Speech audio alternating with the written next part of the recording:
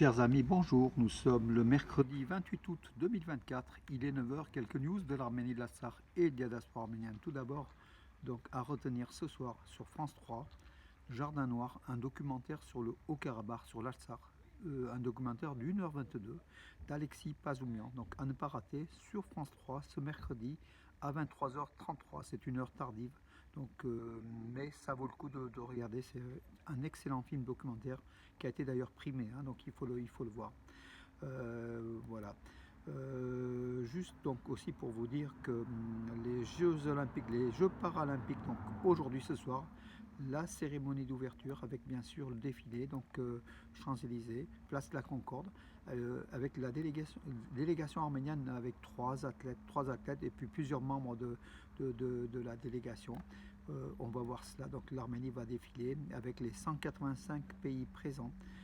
Et nous soutiendrons donc l'équipe d'Arménie, l'équipe paralympique d'Arménie, qui a été reçue d'ailleurs avant-hier à Orly, donc à leur arrivée depuis Yerevan, ils ont été reçus par des dizaines et des dizaines de supporters.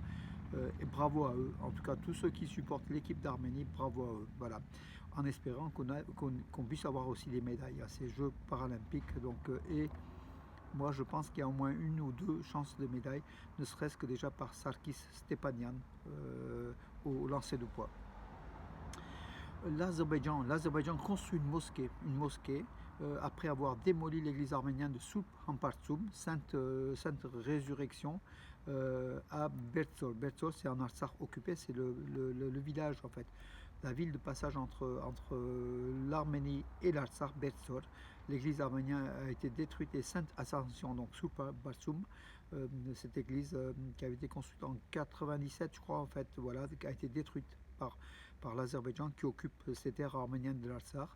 Et Bakou est en train d'ériger une mosquée, donc une grande mosquée à sa place. Voilà, donc cette politique d'extermination, comment dirais-je, de faire oublier le patrimoine arménien de l'Artsakh, ça se poursuit. Bakou essaye d'azériser tous les endroits, tous les lieux arméniens sur tout le territoire de l'Artsakh en faisant oublier le passé arménien. Voilà.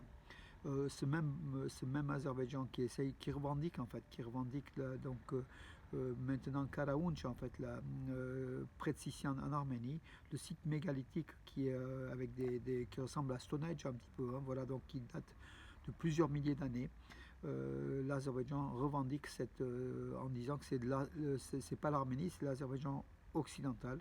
Voilà, ça a été dénoncé par une organisation, une organisation donc, arménienne, monumentwatch.org.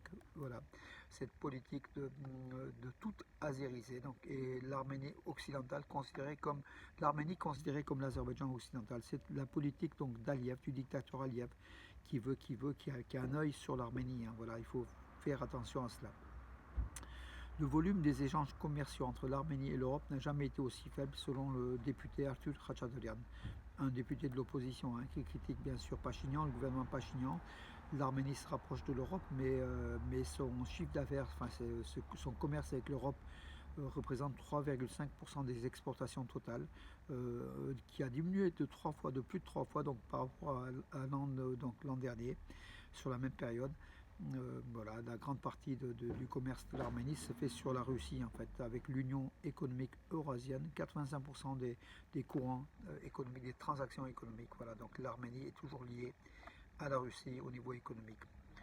Le train Yerevan-Tbilissi-Yerevan reprendra son activité le 3 septembre, c'est ce qu'a annoncé la compagnie des rails sud-caucasiens, donc une compagnie russo-arménienne qui gère le transport ferroviaire en Arménie.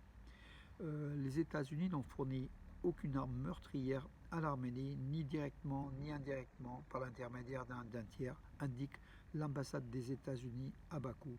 Les médias azéris qui sont souvent, comment dirais-je, qui bluffent, qui font du fake news souvent, affirment que des armes passent par l'Iran, les armes de France, depuis la France et les États-Unis passent par l'Iran pour venir en Arménie. Ça, ils se trompent beaucoup, puisque les armes donc, de la France vers l'Arménie passent par la Géorgie, voilà, donc par le nord et pas par le sud, pas par l'Iran. et des États-Unis. Les armées des États-Unis ne passent pas par l'Iran, tout simplement. On sait comment dirais-je, le conflit entre les deux pays, l'Iran et les États-Unis. Voilà donc aussi les médias azéris qui sont à l'exemple de leurs confrères turcs qui bluffent en permanence avec des fake news toujours, voilà.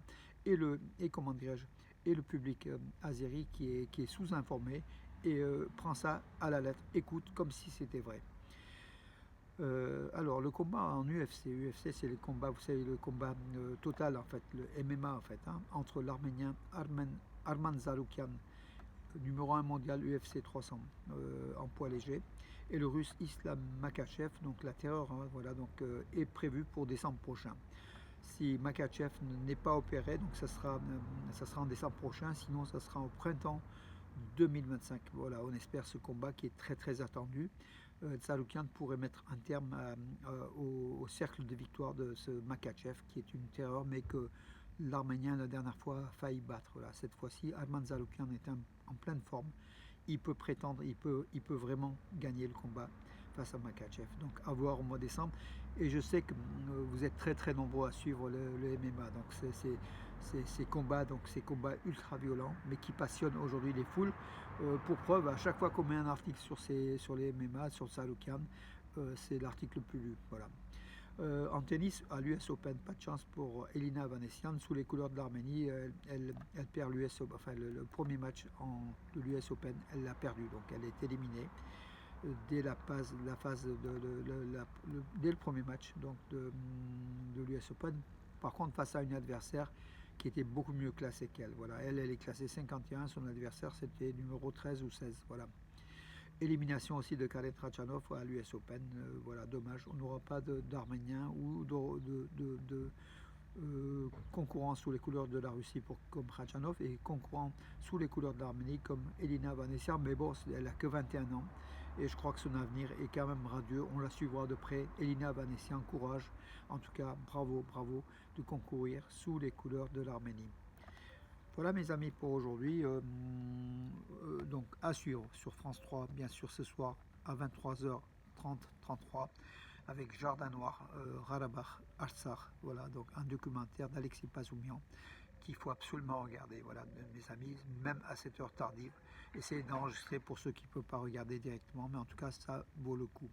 Et puis on suivra bien sûr le défilé de l'équipe de la sélection nationale d'Arménie, olympique, paralympique, aux Jeux paralympiques à Paris, au 17e Jeux paralympiques d'été à Paris, donc depuis les Champs-Élysées jusqu'à la place de la Concorde, avec aussi le défilé de cette équipe d'Arménie qu'on soutiendra de toute façon, avec bien sûr l'équipe de France, hein, puisqu'on est en France et on aime cette France, voilà, pays de liberté, pays des droits, notre pays aussi, hein, voilà, notre patrie aussi. Voilà mes amis pour aujourd'hui. En tout cas, je vous souhaite une bonne journée ensoleillée, chaude, et à demain.